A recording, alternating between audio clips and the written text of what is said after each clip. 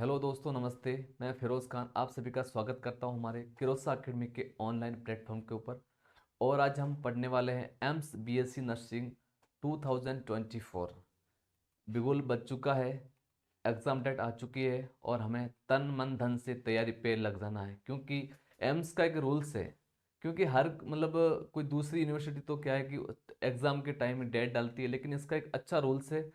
पहले exam date भी डालेगी और उसी टाइम जो डेट डाली उसी पे एग्जाम करवाएगी, उसी पे रिजल्ट अपना निकालेगी और काउंसलिंग का भी सबसे पहले बता देती है। इसलिए हमारे पास बहुत टाइम है, अभी 5 to 6 मंथ है, अपन अच्छे से कर सकते हैं।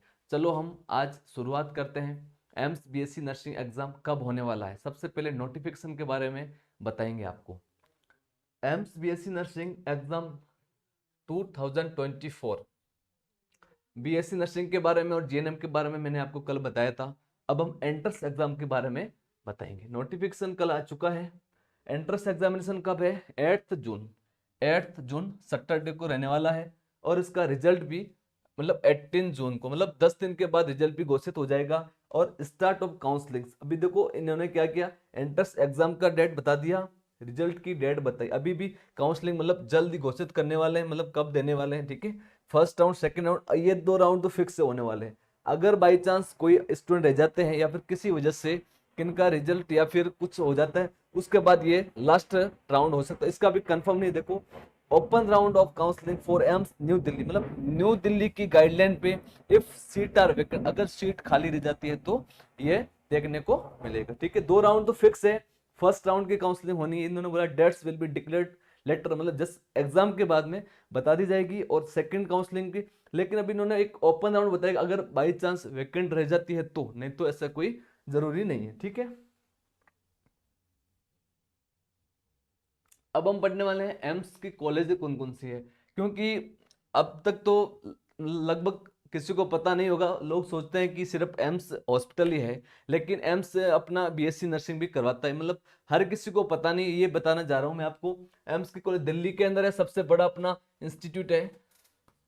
इंस्टीट्यूट बठिंडा जो पंजाब के अंदर है, भोपाल जो एमपी के अंदर है, भुवनेश्वर, बिलासपुर, बीबी नगर, देवगढ़, रायबरेली, गोरखपुर, और यूपी वालों के लिए सबसे शानदार गोरखपुर और रायबरेली, ये दोनों ही है जो एक ही जगह पे उपलब्ध है। जोधपुर हमारा राजस्थान के सबसे फेवरेट, हर किसी के लिए ये फेवरेट जगह है जोधपुर, क्योंकि जो राजस्थानी होगा तो दूर क्यों जाना चाहेगा, इसलिए जोधपुर सबसे बेस्ट।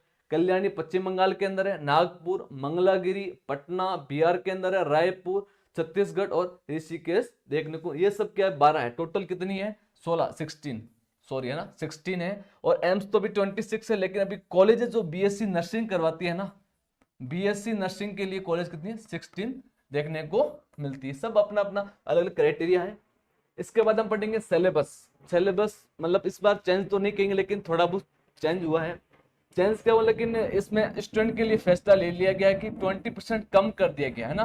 पहले जो आ रहा था ना, फिजिक्स से, केमिस्ट्री से, बायोलॉजी से और एक्स्ट्रा जीके तो सेम की सेम है, लेकिन इनमें से क्या कि पोर्शन चेंज किया है।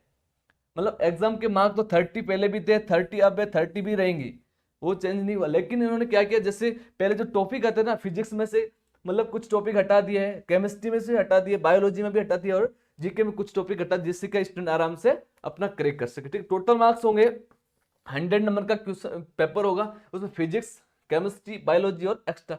सबसे ज्यादा अगर आपको लग रहा है कि फिजिक्स हम नहीं पढ़ रहे, टफ है, तो चलो इसको थोड़ा टाइम देगा, इन दोनों को तो अच्छे से करना है, जिससे कि आप अच्छे से एग्जाम क्रैक कर सके।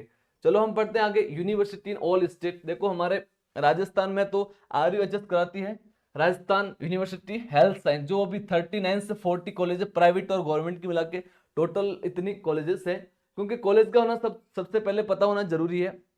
उसके बाद UP ABVMU, Atal Bihari Vajpayee medical university, ये सबसे बड़ी यूनिवर्सिटी है। रोहतांग PJ जो पोस्ट ग्रेजुएट इंस्टीट्यूट, ये अपना अलग से 2 से 3 हॉस्पिटल अलग से, ये जैसे वहां से जो करने वाले बंदे BSc नर्सिंग वहां उसमें अच्छी सी वैकेंट होती है। HP हिमाचल प्रदेश में अटल मेडिकल यूनिवर्सिटी है, छत्तीसगढ़ में व्यापम के नाम से, झारखंड में JCECF, ये सब अलग अलग सब अपने स्टेट के अलग अलग करवाते हैं।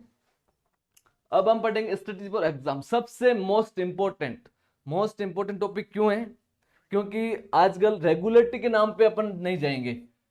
किसी को पूछेंगे कि चलो क्या, हाँ अपन 2-4 दिन पढ़ लेंगे, उसके बाद चलो वापस पढ़ लेंगे, ऐसे मतलब वो रेगुलरिटी नहीं है। सबसे पहले रेगुलरिटी मोस्ट इंपोर्टेंट, मैंने ये रेड लाइन में क्यों किया, सबसे मोस्ट इंपोर्टेंट है। जितना स्टार लगा सको, क्योंकि रेगुलरिटी नहीं होगी तब तक कोई मतलब नहीं है। आपने हफ्ते भर पढ़ लिया, फिर बोलेंगे चलो वापस यार थोड़े मौज कर लेते, कहीं घूमने चले, ऐसा कुछ नहीं। आपको 5 मंथ के लिए तो क्या करना है, खुद को बंद करना है, ठीक है ना। दुनिया से किसी से कोई मतलब नहीं है, और घर वाले तो आपको वैसे परेशान करते नहीं है। घर वालों को बोलना है मैं 5 महीनों के लिए, मुझे आपसे कोई मतलब नहीं, ठीक है। इसलिए देखो कोई काम नहीं आने वाला, इसलिए 5 मंथ आपको अपने खुद को देना है। सबसे पहले देखो, जो ऑनलाइन पढ़ रहे हैं या फिर सेल्फ स्टडी कर रहे हैं, जैसा पढ़े आपको अच्छा लगे वो पढ़िए, ठीक है। मैं वो नहीं कर रहा हूँ आपको ऑनलाइन लेना है या फिर, मतलब सबसे बेस्ट है सेल्फ स्टडी, मैं ये कहना चाहूंगा।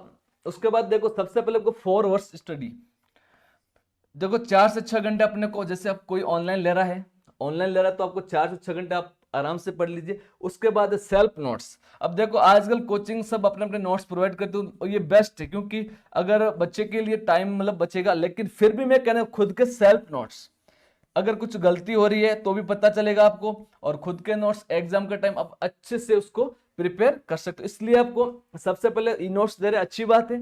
ई नोट्स को आप देख के मतलब क्या कुछ आपको समझ में, उसमें मतलब आप क्वेश्चन मार्क डाल सकते हो, अच्छे से सेल्फ नोट्स बनाइए। उसके बाद में शॉर्ट नोट्स, ये आपको कंपटीशन में बहुत अच्छा मतलब फायदा देने वाला है। शॉर्ट नोट क्यों, जैसे हर कोई कोचिंग अपना अपना बेस्ट देती है, मतलब वो अपना बेस्ट देगी, जो भी टॉपिक उन सबको टॉपिक करवाएगी, लेकिन अपने को उन टॉपिकों को लिखना है कि जैसे कोई वीक पॉइंट हो गया सबको, जैसे आपके पास अभी 5 मंथ है, 4 मंथ में आपने अच्छे से पूरा मतलब सब्जेक्ट वाइज अच्छे से कर लिया। उसके बाद जैसे आपको लग रहा है कि जैसे आपने कोई फिजिक्स का टॉपिक ले लिया, मेरे को मतलब जो भी टॉपिक आ रहा वो ले लिया, बायो का ले लिया, केमिस्ट्री का, जो भी टॉपिक आपको अच्छे आपने सब ले लिए। आपको लग रहा है कि यहाँ फिजिक्स में मैंने अभी मेरे हिसाब से मैंने 40% क्लियर कर। अब देखो 40% क्या करना, इसको पढ़ना है, लेकिन बार बार इसको नहीं देखना। अब मतलब आपको वीक पॉइंट पे काम करना बहुत जरूरी है, क्योंकि कोई बच्चे क्या करते हैं, उसको जैसे किसी को फिजिक्स आता है वो फिजिक्स को लेके बैठा रहता है, किसी को बायो आती है वो बायो लेके बैठा सुबह से शाम वही, क्योंकि उसको पता। लेकिन ऐसा नहीं, क्योंकि सबका सब्जेक्ट का वैल्यू सेम है, क्योंकि 30 नंबर इसका ही है। कुछ भी पढ़ लो आप फिजिक्स पढ़ोगे 30 नंबर आने आपको, केमिस्ट्री भी आने, बायो, लेकिन हाँ आपको वीक पॉइंट है ना। अगर देखो आप 40% इसको तो अच्छे से कर लोगे, आपको अगर आधी रात को पूछेंगे ना तो आप इसको कर लोगे, क्योंकि आपको पता है कि मेरा 40% क्लियर। लेकिन आपको काम किस पे करना है, जो 60% है ना, जो 60% आपको इस पे काम करना है, उसके लिए स्ट्रेटेजी बनानी, क्योंकि 5 मंथ एनफ है किसी भी एग्जाम के लिए। और ये तो मतलब आपको जो पढ़ रहे हो ना उसी में आना, अलग से कुछ भी आना है नहीं। अगर अलग से जीके है, अगर सोचो आप जीके नहीं पढ़ोगे ना, अगर आप कह रहे हो 90, जीके का छोड़ो, आप ये 10 है ना इसको छोड़ो, अभी आप 90 में से अगर 70 भी कर पाते तो अच्छे से आपको आराम से, अच्छे 70 से 80 का आपको आराम से कॉलेज मिल जाएगा। मतलब आपको एक आजकल एम्स के अंदर बीएससी नर्सिंग करना नीट के बराबर है, क्योंकि बहुत टफ हो चुका। अगर इसमें से आप अगर बीएससी नर्सिंग करें तो आपका गवर्नमेंट फिक्स है, गवर्नमेंट एग्जाम आराम से क्रैक कर पाओगे। तो अपन ने देखो इसके बारे में पढ़ा कि क्या सब्जेक्ट पढ़ना अपने को, सेल्फ फोर्स स्टडी होगी, सेल्फ नोट्स हो गए और शॉर्ट नोट। उसके बाद एमसीक्यू। कुछ लोग क्या करते हैं, थोड़ा सा टॉपिक पढ़ा उसमें मतलब थ्योरी पढ़ते हैं, उसके बाद एमसीक्यू लेना स्टार्ट करते हैं, मतलब कहीं से अपना उठा लिया उससे पढ़ ले। लेकिन ऐसे सबसे पहले अपने को थ्योरी, मेन चीज है थ्योरी, कहीं से पढ़ो। मैं तो ऐसा नहीं कर रहा हूँ, किसी कोचिंग का नाम नहीं ले रहा हूँ, लेकिन मैं बेस्ट कह रहा हूँ कि आप सबसे पहले थ्योरी कीजिए। थ्योरी का आपको बेसिक नहीं है ना, आप कुछ भी नहीं कर सकते, कहीं से उठा के लिए, मतलब हजारों बुक के लिए एमसीक्यू कुछ भी नहीं कर सकता। इसलिए सबसे पहले अपने को थ्योरी पढ़नी है। जैसे अपने एक आज थ्योरी पढ़ ली, बायोलॉजी का टॉपिक ले लिया, कोई भी बायोलॉजी का टॉपिक ले लिया, उसके बाद अपन क्या करना है, उसको दो कम से कम एग्जाम तक अपने को 2 से 3 बार रिवाइज करना है। जैसे एग्जाम का 1 महीना रहता है, उसमें आपको क्या एमसीक्यू मिलाने है ना, एमसीक्यू इसकी प्रैक्टिस होगी तो अच्छे से आप एग्जाम क्रैक करो। सबसे पहले आपको थ्योरी करनी है। थ्योरी कहीं से पढ़ो, मैं ऐसे नहीं कर रहा हूं, आप देखो खुद पढ़ सकते हो, ऑनलाइन आजकल प्लेटफॉर्म वहां से पढ़ सकते हो। खुद के नोट्स बनाने 4 to 5 आवर तो आपको मतलब ऑनलाइन पढ़ रहे हो तो देना, उस मतलब खुद को भी पढ़ना है। अगर 4 आवर्स बंदा आपको पढ़ा रहा है ऑनलाइन, लेकिन खुद भी पढ़ना बहुत जरूरी, ठीक है। सेल्फ नोट्स हो गए, शॉर्ट नोट्स, उसके बाद एमसीक्यू बारे में बता मतलब, और सेल्फ स्टडी जैसे अभी कोई 12th के अंदर बंदा है, ठीक है, उसके बाद खुद के नोट्स है, खुद के मतलब वो एमसीक्यू की मतलब कहीं से बुक उठा दो, आजकल बहुत है, वहां से आप पढ़ सकते हो। 4 to 5 आवर स्टडी। रिवीजन क्यों जरूरी है, अब कोई बंदा जैसे एक बायोलॉजी का टॉपिक ले लिया, उसने पढ़ लिया, एक बार पढ़ लिया, अभी उसको तो याद है ऐसा कुछ, क्योंकि वो 12th के साथ भी पढ़ रहा है, प्री बोर्ड एग्जाम के टाइम पढ़ रहा है, मेन एग्जाम के टाइम भी पढ़ रहा है, और मतलब वो एक बार पढ़ लेगा याद, लेकिन उसको पता है कि जब तक रिवीजन एग्जाम में मतलब एक कंपटीशन देना बहुत टफ की बात है। वहां आप मतलब थ्योरी लिख सकते हो, कुछ भी कर सकते हो, आप बेस्ट दे सकते हो, लेकिन एक कंपटीशन का और इसका बहुत अलग वैल्यू है। इसलिए आपको सबसे पहले 2 से 3 बार कम एग्जाम के टाइम रिवाइज होना चाहिए। पीसीबी, जैसे मैंने पीसीबी क्या लिखा, physics chemistry biology, physics chemistry and biology, मतलब तीनों का वैल्यू सेम है, इसलिए अपने को सब सब्जेक्ट को वैल्यू सेम देना है। 4 to 5 पर स्टडी होगी, रिवीजन हो गया, पीसीबी इक्वल टाइम। अब देखो, अब मैंने पहले से ही बोला तो आपको किसी एक सब्जेक्ट को लेकर नहीं बैठना है, तीनों सब्जेक्ट को इक्वल देना है, और उसके बाद आपके पास टाइम है तो जीके को भी टाइम देना है, क्योंकि ये अपनी भी वैल्यू रखता है इसमें। जैसे आपने फिजिक्स केमिस्ट्री बायो, केमिस्ट्री और बायो और अच्छी है, मानता हूं आपकी केमिस्ट्री और बायो अच्छी है, अगर फिजिक्स को भी लेना तो पड़ेगा। आप क्या कीजिए, देखो अगर इसको 2 घंटे दे रहे हो केमिस्ट्री को, 2 घंटे बायोलॉजी को, इसको आपको 3 घंटे देना है। क्यों देना है, देखो आप इसमें 2 घंटे में इसको रिकवर कर पा रहे हो, केमिस्ट्री को रिकवर, लेकिन फिजिक्स आपकी अभी बहुत वीक है, तो आपको क्या करना है, फिजिक्स को 1 घंटा आप एक्स्ट्रा दे सकते हो।